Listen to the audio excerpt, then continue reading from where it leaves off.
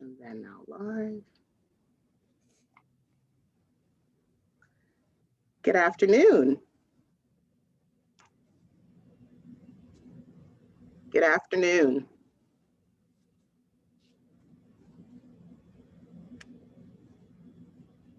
Good afternoon. If you're just joining, we're going to start in a few moments.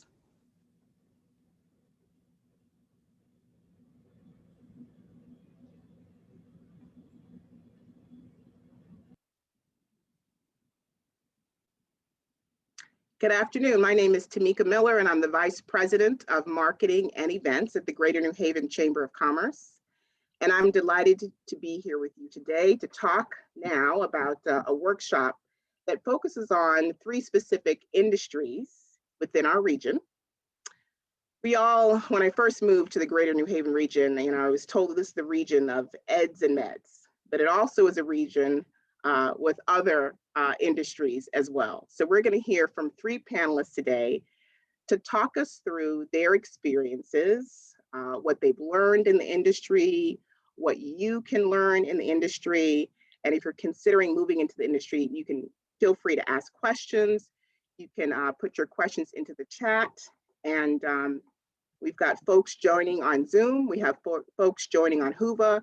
So I'm going to be looking at the chat and monitoring the chat within both platforms to make sure we get everyone's questions answered. So first, our first panelist is Gary Havikin with Midstate, and I'm going to allow him to tell you a little bit about himself, his educational journey. So Gary, if you'll just tell us about your educational journey and how you landed within the healthcare industry. Great. Thanks, Tamika. Thanks, everybody. It's my pleasure to be here today. And so my journey's been quite circuitous through the years.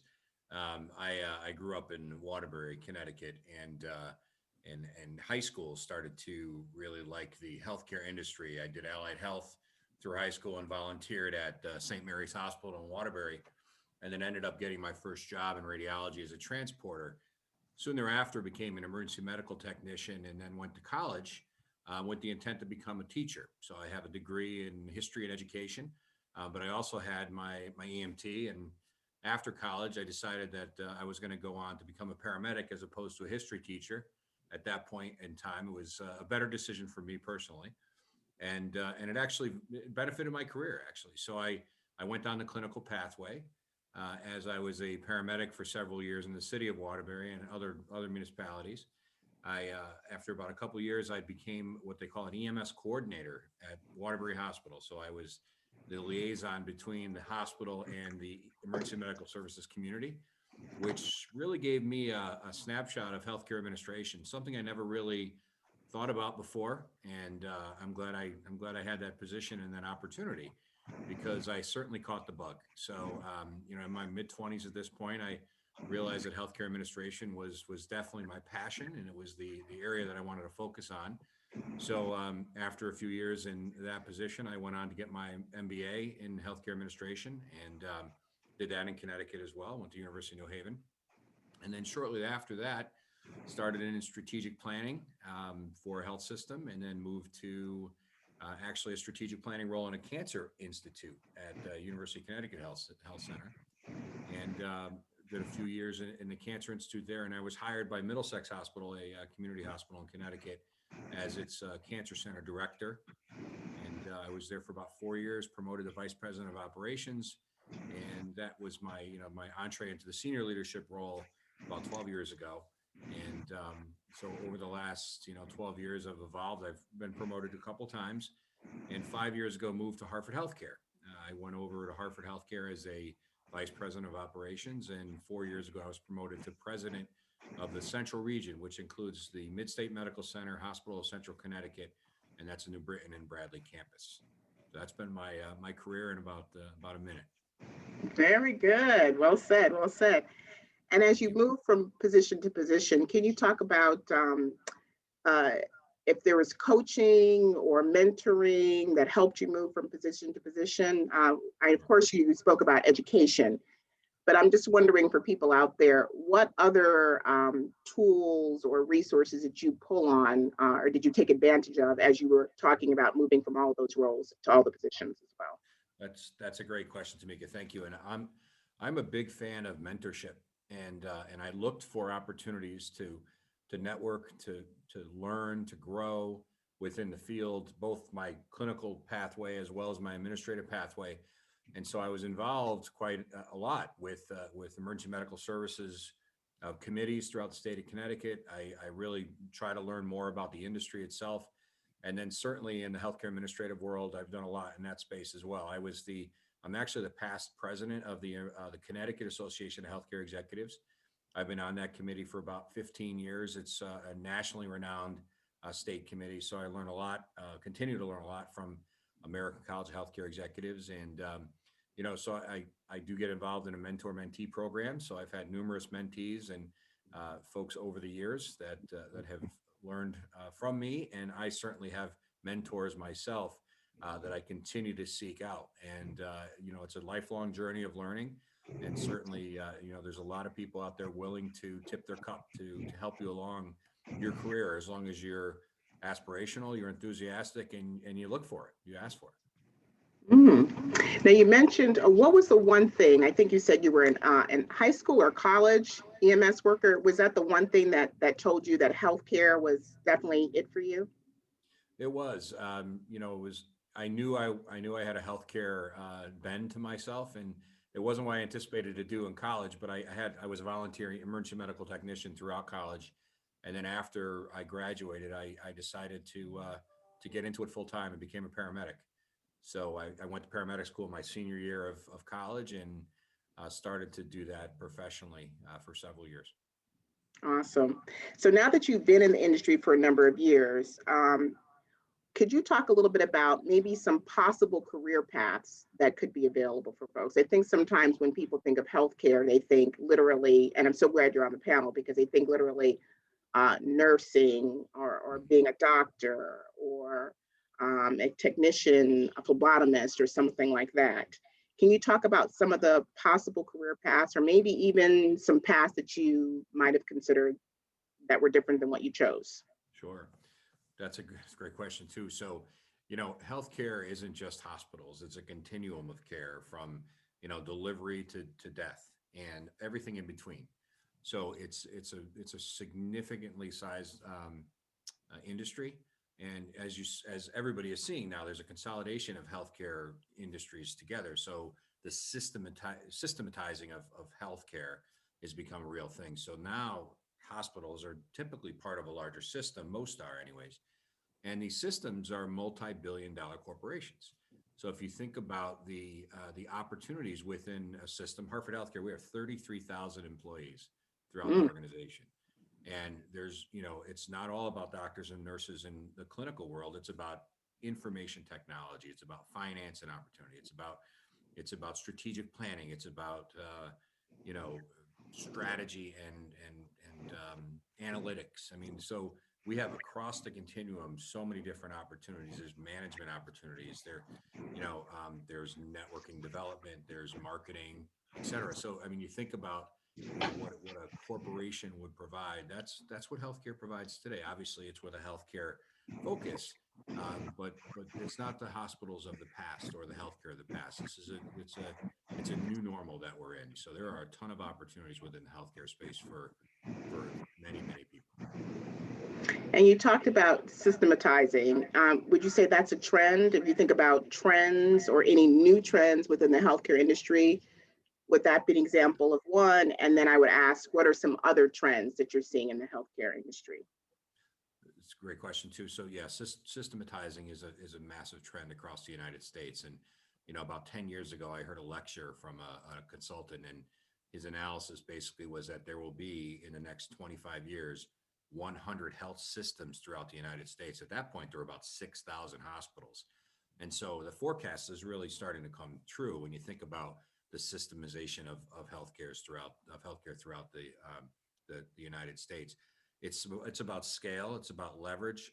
It's about pulling resources together to reduce expense. Obviously, healthcare in the United States is a very expensive proposition. It's 1/3 of GDP, and it continues to grow year over year. So it's unsustainable long term. So we have to really, consolidate our efforts and reduce the total spend of healthcare. So moving, inpatient operations to the outpatient side for a reduced expense. Those are all initiatives that we always do. So there is a trend throughout the country that is consolidating healthcare into systems and leveraging some of the best practices together to reduce the cost and the increase quality. I mean, that's the other piece that we're in this for, is to make the experience and the outcomes positive for the patients that we take care of.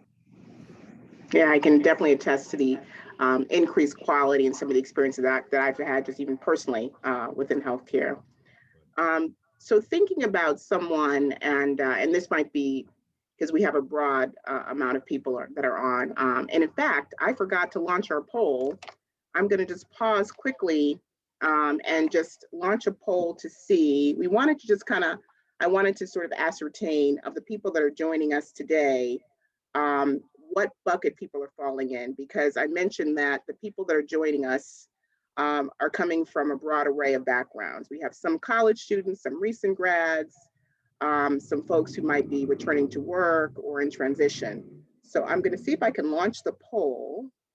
And audience out there, if you're able to participate in the poll, let's see, here we go. Can you all see that on your screens? Okay. So if you all, please, thank you. Keep it up for a few minutes.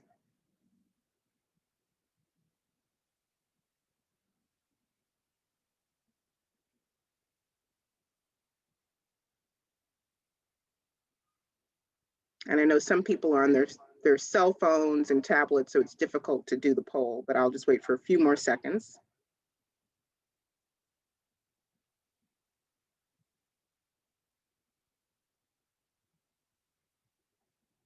And on the Hoover platform, I'm not sure if they can see it. Okay, so we'll end the poll. And I'll share the results now. Okay, so it looks like, and hopefully you can see the results on the screen. Looks like, so the bottom line there says exploring all open options, so 40% of you. Then some are in career transition. And then recent college graduate and college students as well. So very good. All right. So I wanted to do that. Hopefully the poll is gone now, correct? Still there? It's gone. Okay, good. All right, awesome. So knowing sort of who we have, again, we do have a mix. So I wanted to ask a question of Gary. So what advice would you give to the folks that are on now about just any steps or advice that they should consider if they're considering the healthcare industry? Is there any training that you went through, or relationships that you had, or training that you might be aware of now where someone could just maybe get their feet wet to see if this is the industry they want to consider? Sure. Yeah, that's a good question. So I always tell people when they ask me that question that it always helps to have some clinical knowledge. You don't have to become, a nurse or a physician, obviously, to get into healthcare administration. But it's sometimes good to, if you want to get involved, to volunteer in a hospital or in a healthcare setting to become an emergency medical technician. It's a 140-hour program. It's not horrible. It's actually very good. It's a lot of good things you learn, and you learn assessment skills and how to manage chaos. And chaos management is a major part of what I do on a day in, day out basis. And also tap into professional organizations. There's a lot of professional organizations out there, including, as I said, the American College of Healthcare Executives, which is a pretty significant organization. There's a Healthcare Finance Management Association for those of you who have more of a finance bend to you. So there's a lot of professional organizations that can help give you the knowledge and the education. But there's also opportunities within the confines of healthcare systems. As I said, there's a variety of different positions, and to get your foot in the door and to really understand the dynamics and how the inner workings work. is great entree into this system, and it's evolving. And I'll end on this. As I was growing up in Connecticut, the larger corporations, obviously in the state, were technology industries and brass companies, and a lot of manufacturing in Connecticut. Well, as everybody knows, that kind of went away over the years, and the top two employers outside of the state are Yale New Haven Health System and Hartford Health System. So that's the top two employers in the entire state of Connecticut right now, our healthcare system. So it's an evolving world we're in, and it's certainly an exciting time to be in healthcare, because the changes are really substantial and significant. And just as we get out of the COVID world, we've never been closer. We've never been tighter or more aligned, not only amongst ourselves, but also with our communities, and working together throughout all this has been just an amazing time. And I'm humbled and honored to be a part of this profession. Awesome. That's amazing. And you inspired me. I'm like, maybe I should be doing something different. So thank you so much, Gary. Thank you. So now we're going to move to Al. And Al, if you can start off by telling us who you are, who you work for, and then we'll go through some questions with you as well. So Al Bott. It would help if I unmuted myself.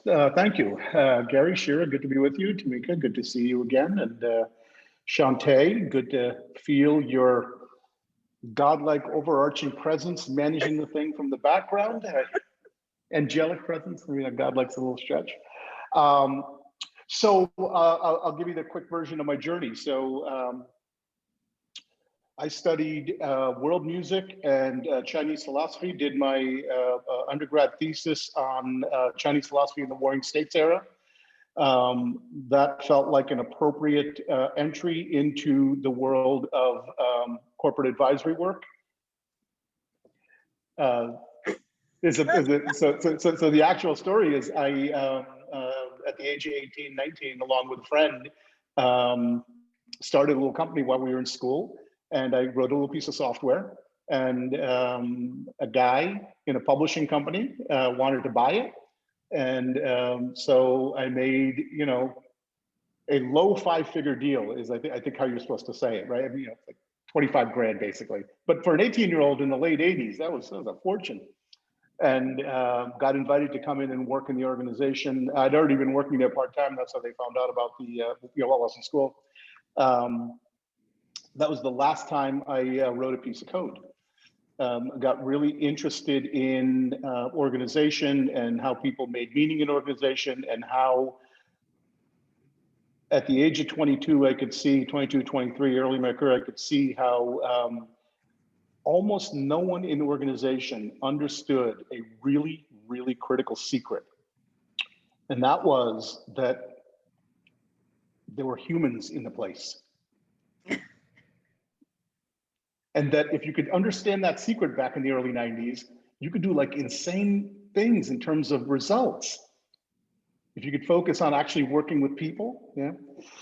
And so my career accelerated pretty quickly. By the time I was 25, I was running a $42 million business unit for Hachette, doing turnarounds. Left there, started a consulting firm with four other folks, sorry. We tried to forget the fifth one, but yeah, there's technically 5 of us. That was in Manhattan. We grew that to about 75, 85 employees, all PhD, MA, organizational psychologists. We focused on large scale systems change across Europe, North America, a little bit in Asia. Worked with every major pharmaceutical company, a bunch of financial services firms, a lot of tech startups, and then a smattering of other industries, including healthcare. We sold that company in 2001. I stuck around for another year. And then 2002, launched another advisory firm focused purely on kind of small partner-based advisory work, taking on a few clients at a time. I was an advisor at Facebook for 7 years on the business side, Genentech for a bit, a few other places. Within that time frame, one of my colleagues from another interest, who also had an interest in large-scale systems change and leadership, got the idea to launch a master's program in leadership. And so he designed the first version, and then we sort of delivered over the years and have redesigned it. But in around 2002, we launched North America's first master's degree in leadership as a standalone discipline. So I've been running that for about 20 years. And again, leadership in the sense of creating transformational change. So net of that is, my whole life has been spent dealing with issues of human beings and change, and particularly transformative change. About 5-6 years ago, I retired. I basically stopped doing what I was doing, and retired is not quite word. I just stopped doing what I was doing, and I wanted to come back to New Haven. My true backstory is I was born in India, came over to America as an immigrant, 6-year-old kid without papers. My mom and I, and New Haven was insanely good to me, and I knew I always wanted to come back. And so half a dozen years ago, I made the decision I was coming back. I was going to do something in education. I met my now good friend and brother, David Salinas, who had founded the district facility. And so I run District Arts and Education, which is the nonprofit arm. We do 3 things, one of them brand new. First is the master's program in organizational leadership. I still run that. These days, I primarily put people who are working on social change initiatives, food justice, prison reform. If you're working in that kind of space, that's who I want to attract into that master's program. And then, we kind of work through scholarships and whatever we need to. And then we have a 2-year coding academy. So it is a full stack a computer science school. No degree required to get in other than a GED or equivalent. No previous computer science. You're talking about, right? Yep. So we purchased the Holberton curriculum, but we own the campus. We run it as a nonprofit. Holberton has 14 other campuses globally that all run as for-profit businesses, and they're great. We own this independently, and again, run it as a nonprofit. So we give folks, the mission is to give folks in Connecticut who are from traditionally under-resourced communities access to high-paying jobs in the tech world. Hopefully not just for their benefit, but for the benefit of the community. They stay in the community and help us expand the economy more broadly. So we are, as of June, we will have graduated as of May, we'll have graduated our first batch of 25 students. Average starting salary has been about $68,000, working at places like Lockheed Martin and Sikorsky, a division of Lockheed Martin, some insurance firms, some startups. So we run that school. And then the third thing, brand new, starting in about 2 weeks, is forever free programs for starting with New Haven residents, high school students, actually starting with New Haven high school students, very quickly expanding to New Haven residents in general, and then expanding out to Bridgeport, Norwalk, Stamford, the Valley area, and Waterbury, programs on foundational digital literacy skills. So everything from basics of coding to nonlinear problem solving, to just survey courses on understanding all of the kinds of tech-based careers that are available, et cetera, right? And so that is going to be a permanently free set of programs that we'll keep adding to for the community, kind of, again, just in alignment with our mission.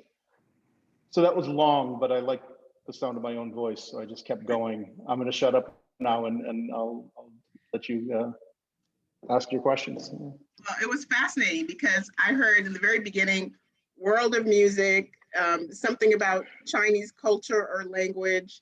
And then in the middle, you talked about consultancy and all the work that you did there. And then now squarely in the tech space.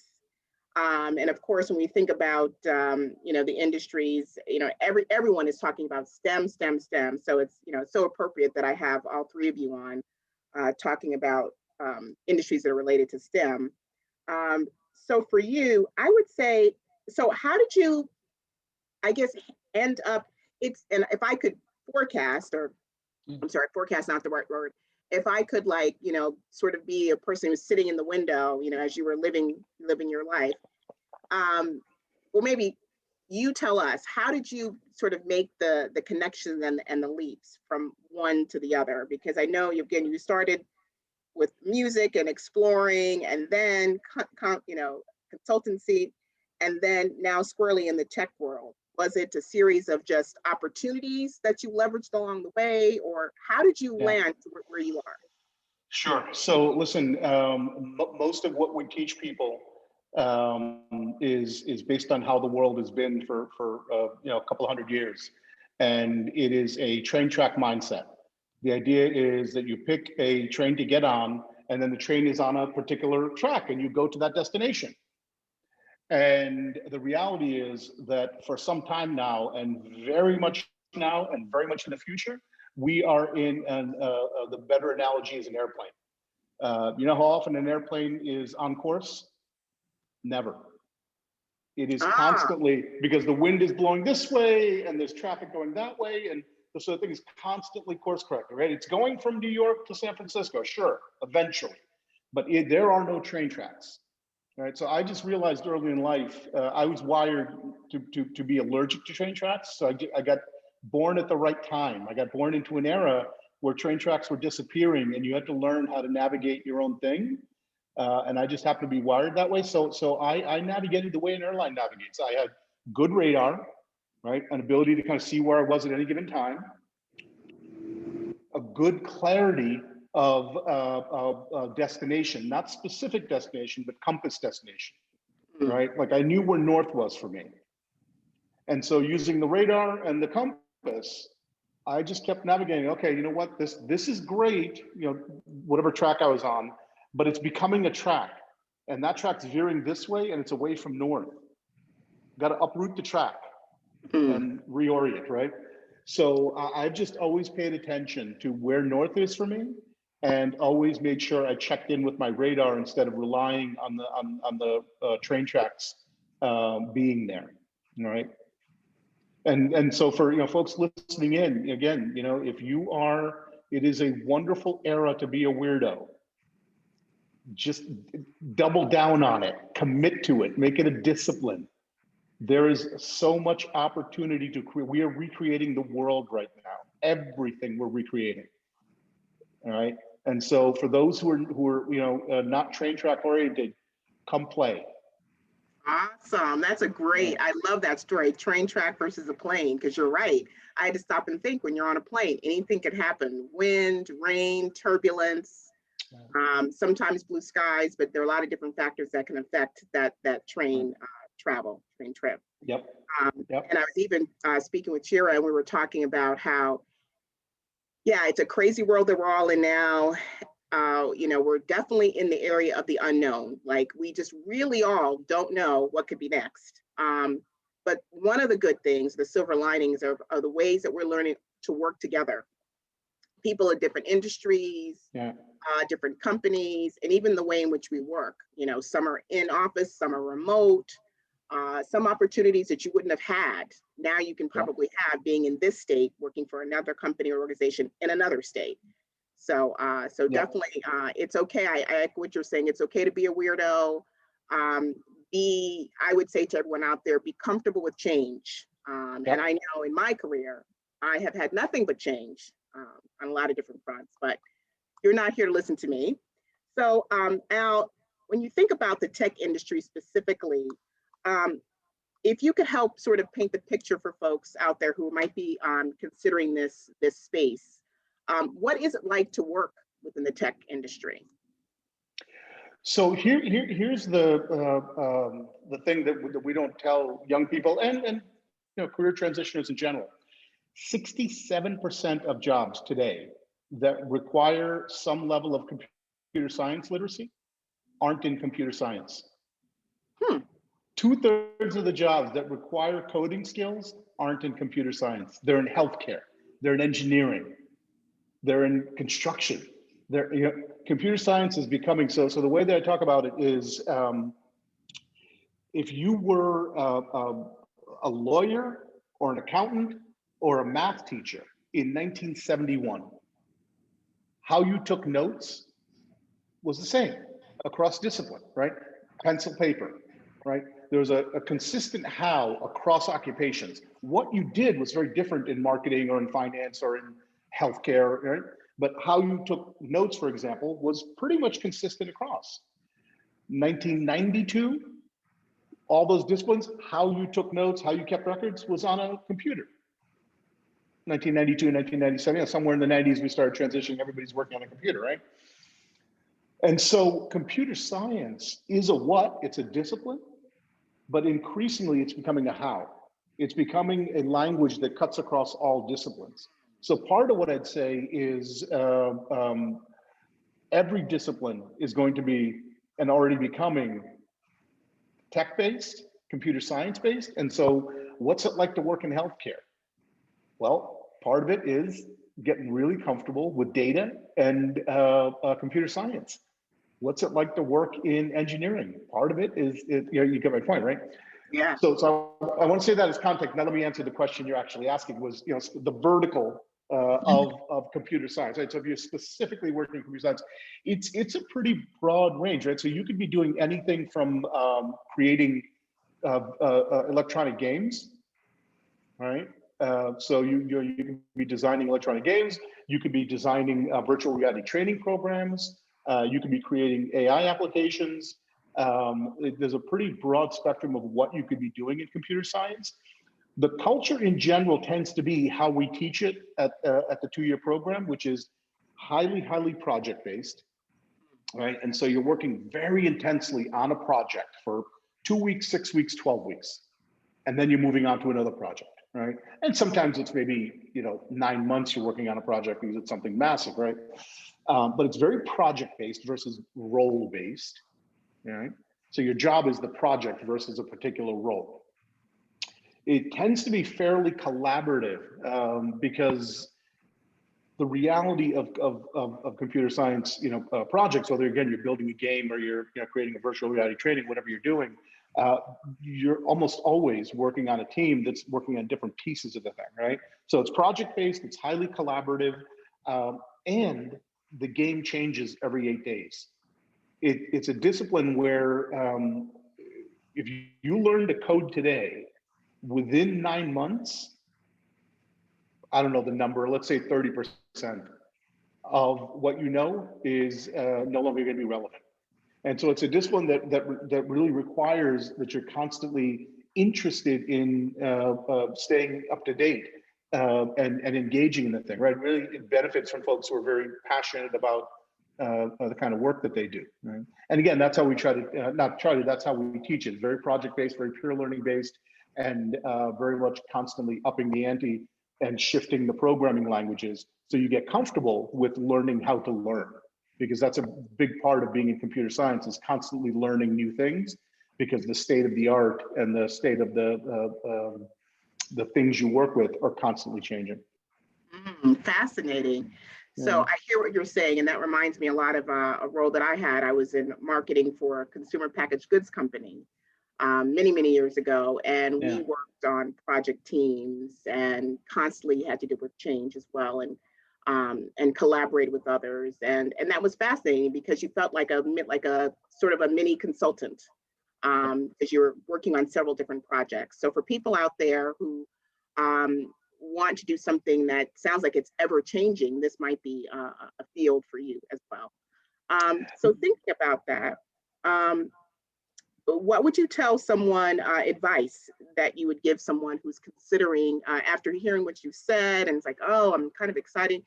What would you tell them? How would you tell them to prepare? I know one of the things might be to explore Colburn School and other programs, but what other advice would you give someone who's considering this? Yeah, so I'd actually encourage you not to consider Holberton School out of the gate, right? The first thing I'd consider somebody who's just completely cold to this is hop on the internet, and there are 8 million tutorials. There are all kinds of simple little games you can play that kind of give you a taste of coding, right? First thing I encourage you to do is just go start playing with it. It's all available, and the whole nature of the work is play with it seriously, right? So that's one thing I encourage you to do. The other is, the great complex thing of hang out, come hang out. I'm going to put, so here's a shameless plug, but it's a shameless plug for a free service. Again, we're a nonprofit. So that email address I just popped in for the participants, and you're welcome to share that. Kylie is one of my folks. He's amazing. And he runs all of our free programs. I think it's every Wednesday, he runs something called Tea with Kylie. And he's a big tea drinker, as I am, so tea with Kylie.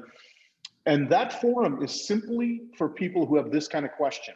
And we are very happy to point people to Gateway or to Southern Connecticut or to Sacred Heart or to some 13-week program. Again, we're here for a mission, not for a business. And so that thing is, and he's happy to talk to you about Holberton as well, but this problem is so big, this opportunity, this need, this problem is so big.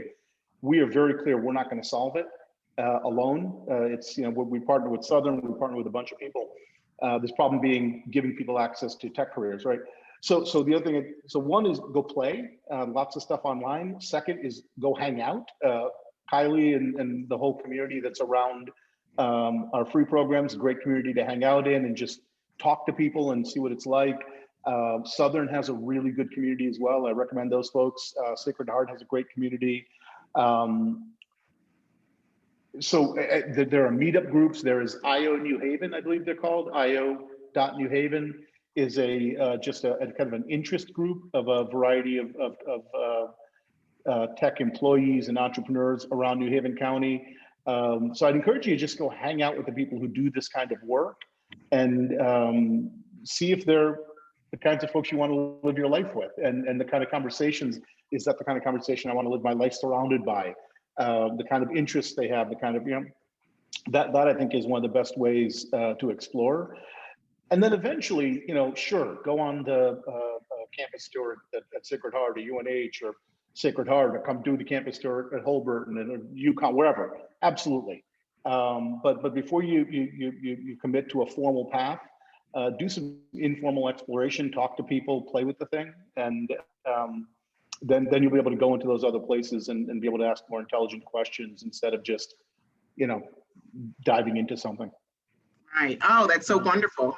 So I'm sure that advice would work if you're in college, or if you're someone who, like me, might be mid-career and decide, I'm really not fed by what I'm doing right now. I might want to just consider another opportunity. So I love the notion of playing and hanging out and exploring.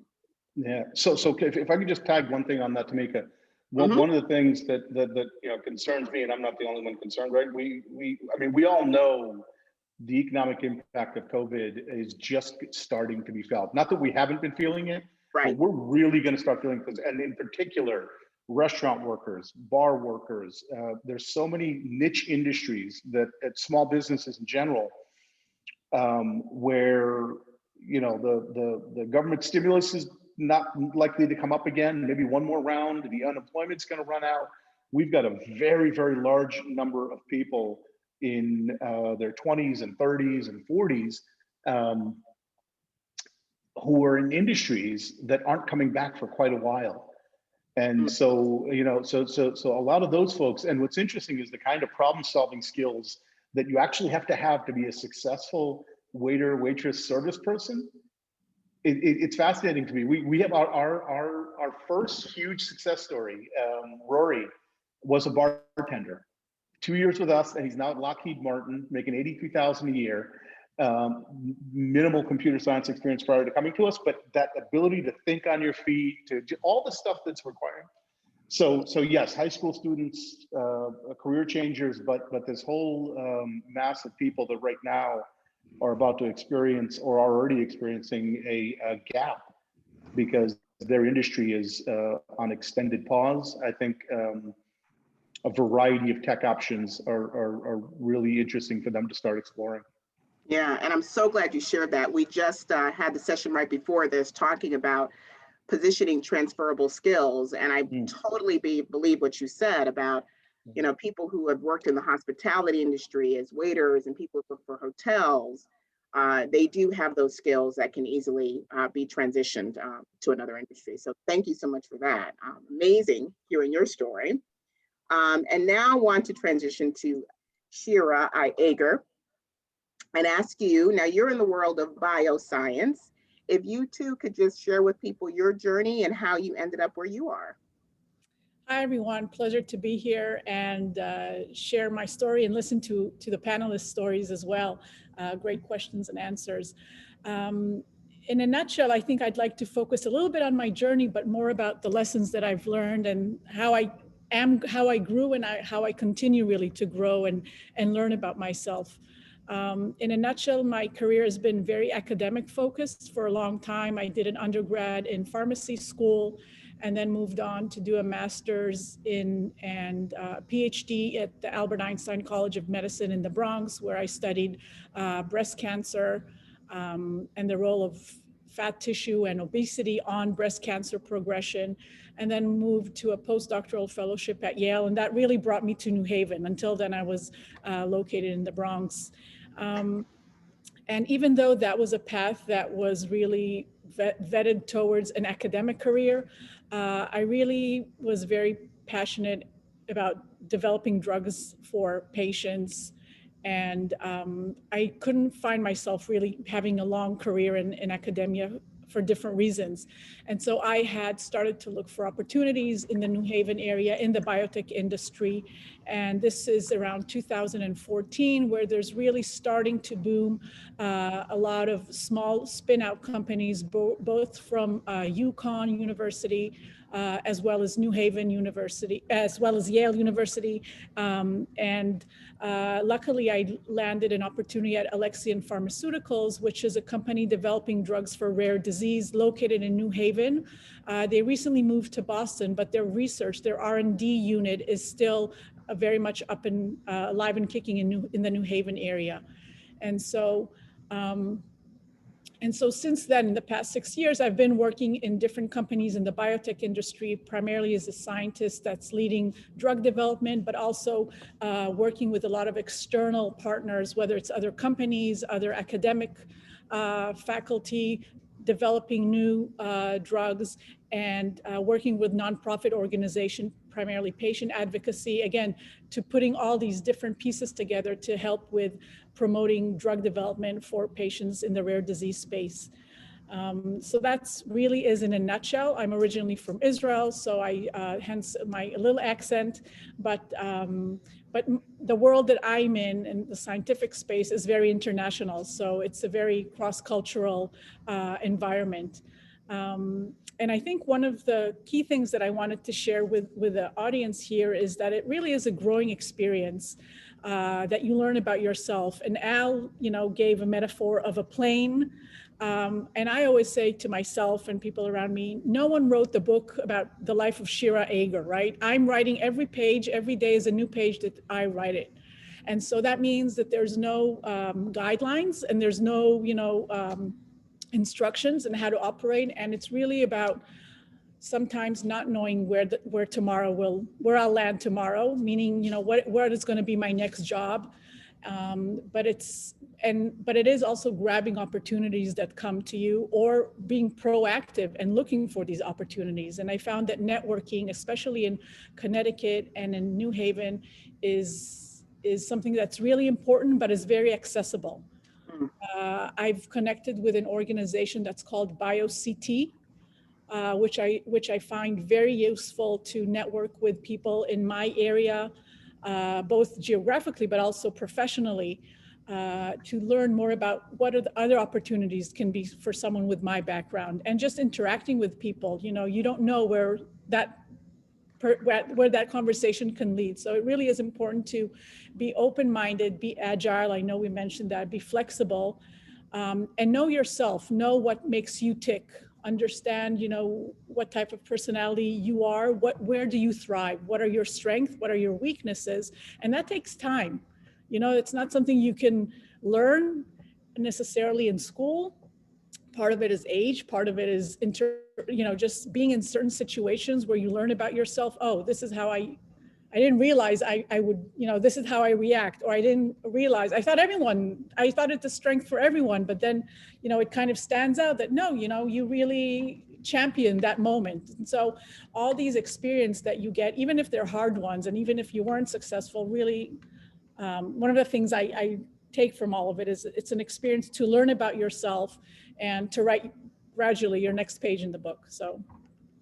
Oh, I love that analogy about the book. I love that. I'm going to use that now with someone else. I love that analogy about the book because that lets you know, it gives you permission to just explore. There is no roadmap. There are no mistakes. You can just explore. And I love also what you said about being agile and flexible. And of course, agile is a term we always think about when we think about STEM careers as well. That's a word we use. And just grabbing opportunities. So as you think about your specific industry, can you talk about some possible career paths in that industry that people might want to explore? So, so there's the R&D perspective, right? And that also, you know, you don't have to have necessarily a PhD in order to become a scientist within that space.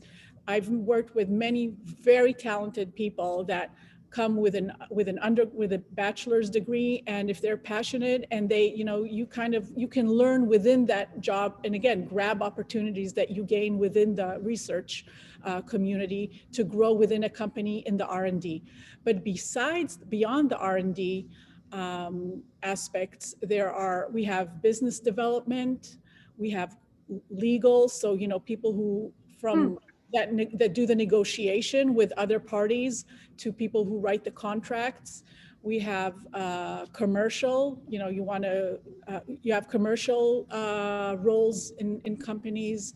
You have external alliance management. So if you're a person that really likes that, you know, you're an extrovert, you really like to interact with other people, you get people motivated, you get people aligned. These are skills that you can take really from one, you know, whether you work with Gary in the hospital or whether you work with Al in computer sciences area. There are some skills that are very adaptable to any one of our fields, even though they seem very, you know, distant from one another. So going back, you know, you have these external facing roles that you work with companies, with other companies. What other roles? Yeah, so that's kind of in a nutshell. Very good, very good. I mean, again, that's amazing. So you're right. They're not specifically siloed industries, but there are lots of overlaps and Yeah. a lot, you know, dependencies on each other from one industry to the other. As I started thinking about the notion of bioscience and like, oh, people are like, oh, what is bioscience? I mean, some of the companies that kind of come to mind that I think for the you know, regular person would be like Ancestry.com or Alexion. Those are some of the types of companies that people started getting exposure to kind of sort of explain this whole bioscience space. Right. So thinking about that, can you talk a little bit about the trends that you see coming up in the future? If you had a crystal ball, and I know this is kind of a broad question, but what do you think will be the future for people in bioscience? That's a very big question too. I told you. Yeah, so let me take it a step back, you know, and just make biosciences can be drug development, it can be analysis of diseases in plants, it can be engineering where you build platforms to analyze samples. So there are different capacities there and different skills that are required for these different roles. In terms of what are growing skills or what's a growing need, you know, again, going back to bioinformatics, which mean processing of a lot of databases is something that's, and processing of a lot of clinical databases is is a hot topic, is a hot area in drug development. So if you can take, we call them electronic medical records, for example, from patients, which record, you know, the age, the medications you take, your genetics, and process them in a way that can help with, if you take it not from one person, but imagine you put all of that database from thousands and thousands of people, you can start building models of potentially new drugs to target, a new disease that can you can start designing models of how to address certain population with certain therapeutics, and just build again models for better treatment of within that population. So yeah. Yeah, I know it was a broad question, but thank you for sharing kind of what's hot and what's going on there now. So I'll pause to see if there are any questions from our audience or any questions. I'm going to look at the Hoover platform to see if there's any questions coming up there. But I'll pause briefly. I do want to say that you know, with the COVID era, there's a huge boost of investment in small biotechs right now, and the New Haven area really has a lot of growing opportunities for small biotechs because of this increased investments. And so, you know, it's definitely, if there's anyone in the audience that is interested in opportunities within the biotech field, I would definitely look into just Google biotech in Connecticut and start looking into those opportunities. Yeah, and then I don't think I asked you if they were considering taking it. Like, what are some maybe foundational steps that you recommend? I mean, Al mentioned play, hang out. What would you recommend if you wanted to start considering it? So I think if you can either go looking for jobs opportunities, you can look at BioCT, they do posting, Indeed, LinkedIn, and, you know, do a geographical focus in the Connecticut area, but also just look individually. If you Google biotech in Connecticut and generate a list of these companies and start going one by one, looking at some areas that you think you can fill in a strength. And even if they don't have a posting, try and reach out to someone within that company, because sometimes they don't, you know, the companies are so small that sometimes they don't post it. But if you see someone who's proactive and he really seeks and is really passionate about, you know, your area, you might open that door. You know, there's no rules of engagement, especially when it's small biotech, right? It's not a corporate, you know, one path, one train, again, using that metaphor. So, and even for our company, we're actually looking to hire new people. So if anyone is interested, look at Atlas Exomics on LinkedIn, and we have a few postings there. Awesome. Great advice. And I think that's the same attitude to have regardless. Just explore. There's no roadmap. And Al, I see you have your hand. Did you want to add something? 2019, the city in North America, in the US, that had the highest number of millennial immigrants was what city? Of all cities. Oh, really? New Haven? New York was number 16. Chicago was number 6. New Haven, #1 city for millennial immigrants. It's because of what Shira's pointing to. The amount of biotech, tech, startup is huge. And it's amazing, and it's great that that's happening. And we have New Haven residents. Yes, amazing. Who we need to provide access to take advantage of all this amazing stuff that's happening in biotech, tech, et cetera, right? So great people are coming to us, and we gotta keep doing more to develop our people and plug them into these great opportunities. I'm sorry, Shira. Yeah, thank you, Al. I just want to extend that it's New Haven, it's also Brantford and Guilford. So this is all like, you know, kind of enveloped in this micro environment that we're creating. And I think it really attracts great talent, both locally and internationally. So. Wow. Amazing. I wish we had more time. I feel like I've learned so much from all three of you. And again, I would say to everyone who's watching, please reach out to these folks if you have any additional questions or you want to explore. And definitely, you know, be comfortable with change. Be comfortable with being a weirdo. Consider the plane analogy as well, and consider just grabbing every opportunity.